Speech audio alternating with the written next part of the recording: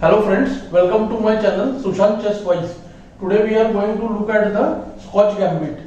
Let us see what is Scotch Gambit. So after the moves e4, e5, knight f3, knight c6, d4, we know that it's almost forced to capture the pawn with ed4. So after ed4, knight d4 becomes Scotch Gambit, which we have seen before. And here white tries the move bishop c4, which is the beginning of the Scotch Gambit. So what happens is, when we are preparing openings with black, it's bit difficult, and the problem is there are a lot of gambits which black faces, especially in the e4 e5 opening. Okay, so I am trying to show variations where black will not have to know too much theory and his position will be sound. Okay, so let's look at the options for black here. So with black we are going to play the move nf6 here. Okay, although it looks like bc5 is also a decent option. Okay, bc5 castle actually leads to the max lange or max line attack, which is also possible after the move nf6. Let us get started. Nf6, and here now white has two promising ways over here. One is he plays the move e5, to which black should respond properly, otherwise his position can become difficult. Many people play the move ne4 instantly, but ne4, bd5, nc5 is just about okay. I suggest a very sharp line for black. Black should play the move d5, and after d5, if the bishop moves to d3, then knight e4 gives very good position. And we will have a look at the move bb5. bb5 is more logical, and also we have to look at the line e into f6, which looks dangerous at first. Okay, let's get into the variations now. Let's start with the bad move first. Let's go to e into f, e into f6, d into c4, and now white has some options here. Okay, let us see. There is one fg7, there is castle, and there is queen e2 check. Okay, all are offering different kind of positions, and we see that black is actually in fact already better in this position. Let's see the move fg first. Fg is very bad because after the move queen e7 check, this intermezzo is very strong. Now white has to play the move queen e2, otherwise after king f1 his castle is just broken. bg7 comes, and after the move queen e2, ke2. Okay, now bg7, white has to do something, and he has to get this rook out. So he has to try something like rook e1. So white plays the move re1, trying to remove the king and play the move king f1. So black can go castle. Okay, and after castle, if the king goes to f1, bishop f5, which was also making life very difficult for white. I think bishop f5 is even stronger than the move d3. Let's go back to the variation. And after the move, after the move queen e2 check now, we see that the move queen e7 and be7 are not available because of the f6 pawn. Black does bishop e6, simply developing the piece, stopping the check. fg7, bg7, and now after castle we can just castle and try to play d3, which gives very good position to black. But if white tries to become more aggressive with some move like ng5, trying to immediately attack, okay, on the e6 bishop, then black can immediately take opportunity and play the tactical move d3 here. After d3, let's see, there is some very interesting tactics. If knight into e6, then d2, look at this position, how dangerous it is. Knight into d8 forced, and after rook d8, we see the position has actually almost become losing. It looks like white can survive, but already we count black's development. So 1, 2, 3 and 4. The pawn has crossed the 5th rank, so we are counting it. And after the move ke2, knight d4 check, it's game over. Because if king moves anywhere other than d1 or d2, nc2 wins the rook. And if the king comes to d1 or d2, then knight b3 check by the rook and the rook is lost. So this position is losing, and c3 will allow bishop c3, bc, rook d1 check. And after the move k e2, as I told you, knight d4 check is winning. Okay, so this position we can say is almost winning for black. Okay, let's look at the next variation. d3 here, the better option is cd3, to which again cd3, and now we saw ne6 is already bad. We can do the same way, ne6, de, nd8, rd8, clearly better for black. So white can try the move queen e4, to which black has a very simple move, queen d5. See, black doesn't mind getting into the endgame because he has got an extra pawn. Not only that, after the move now, if nc3, then bishop c3 can be taken, and after queen d5, bd5, we see that after castle there is long castle. Okay, and g2 is also hanging. So nc3 we can do the move bishop c3, bc, and then we can try the move h6, because after nh3 then bg2 wins. Okay, so this position is almost winning for black. Now castle. Here now re1 check is possible and ne4, so I think black should go for the move long castle here, to which his position is clearly preferable. He is pawn up, he is threatening the move h6, the knight will have to go back, rook is coming to e8, such a pleasant position for black, so the position is winning. Let's look at the lines which are possible before. Suppose white tries castle here, then just queen into f6 is possible, and the black position is really good. After re1 check, he can just do bishop e6 and play long castle. Okay, so white has to go for the move bb5 here. Okay, as soon as the bishop moves, the knight is again attacked, but the knight gets the e4 square and it is placed strongly on e4 now. Earlier, white had the move bd5. But now the bishop has moved away, so knight e4 is well placed. White will try to regain the pawn, knight into d4, white gets the pawn back and puts pressure on the c6 knight. And now here there is some very interesting analysis.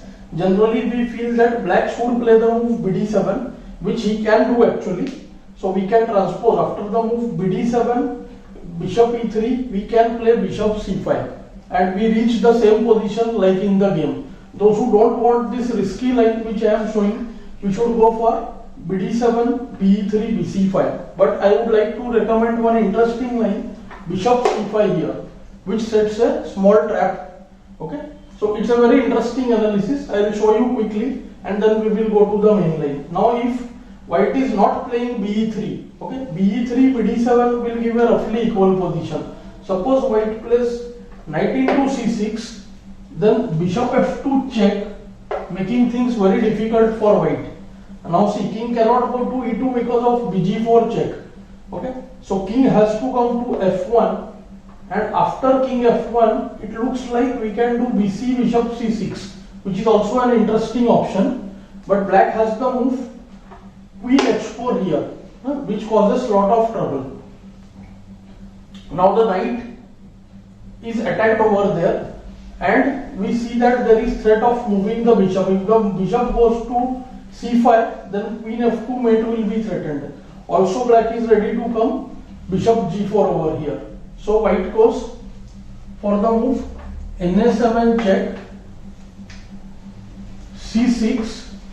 Okay, now there is no time for nc6 and all, because already white is threatening things over here, black is threatening things over here.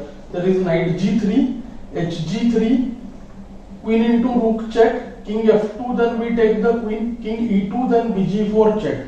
So knight into c8, then rook into c8, and this position is, we can actually say that black has very good position, very good compensation also, piece is less, but there is one problem here. Suppose the bishop moves, see we are having a piece less, so suppose bishop moves to d1 or d3 or e2, then black has to go for a draw here. Bishop c5, queen e1 forced, then bishop f2, queen d1, then again the bishop moves. So that is one problem, but black can easily get a draw over here, and white has to deal with lot of traps. Okay, let's see. I'll show you one more interesting variation here. And now here we saw the move queen h4. Instead of queen h4, there is again an interesting line bc6. Okay, then bishop c6 check, king goes to f8, and now see black is giving up the rook on 8. Okay, and if the black rook is taken on 8, then black will win by force over there. Okay, so for example, if bishop into 8 right now, then the move bishop h6 wins on the spot. Okay, so c4, bishop c4, queen e2, and then queen is gone. Okay, so this was a small trap, of course. Now white will play the right move qd3, and now comes queen h4. This is actually more difficult. And now after the move bishop a8, again here the only move is bd5, and after the move bishop a8, we can again move the bishop away, bd4. Okay, what is happening now? If queen into d4, then bishop a6 check. Let's see the moves. Bishop a6 check, c4, bishop c4 check, and now see queen into c4 is forced, because otherwise if the king has to go to the move g1, then queen e1 is checkmate. Okay, so these lines are quite complicated and interesting, but you can choose between any of them. Okay, and you can of course choose the main line, which I will be showing now. After the move bd5, black goes bishop b6. Now bishop e3 forced. There are several threats: knight f2, queen f2. Okay, so and after bishop e3, there is knight g3 check, hg3, queen h1 check, king f2, and rook moves to b8. Okay, this position is actually very sharp, and it is very tricky actually for both sides. Okay, but I feel black should be more comfortable here. Black king is somewhat safer than the white king. The knight is not able to move, so knight and rook are stuck. Black is an exchange up over here, but this position is looking like very interesting play. Okay, let's look at the main line now. So after the move bishop c5, now white can simply play the move bishop e3. Okay, staying away from all those complicated lines. Now the c6 knight is really attacked. Black plays bd7, and here the move knight c6 will give absolutely nothing, because knight c6, bc, bishop c5, knight c5, and the bishop has to move again. So bishop has to go to d3 or a2. bd3 will allow even knight d3, and after bishop e2 we can see the black pieces are more active.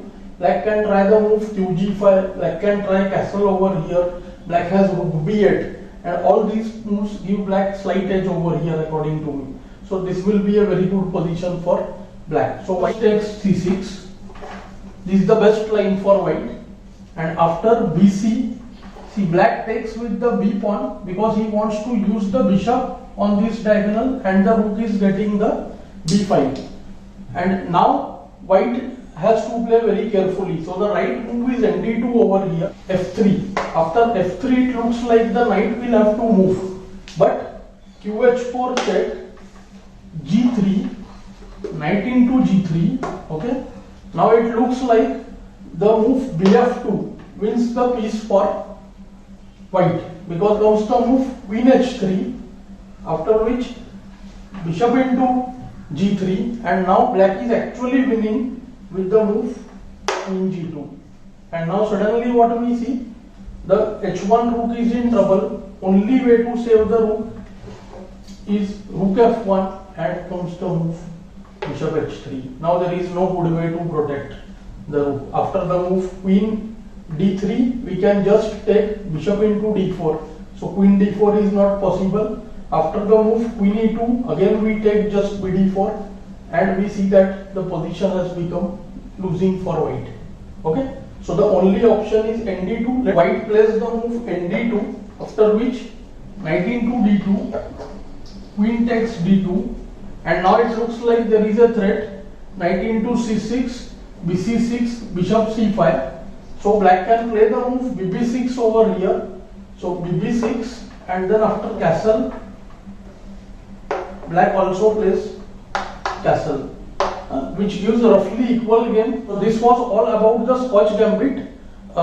We will continue with some analysis in the max line attack in the next lesson. Okay, I hope you are enjoying the channel. Do like, share and subscribe the channel. Thanks for your time.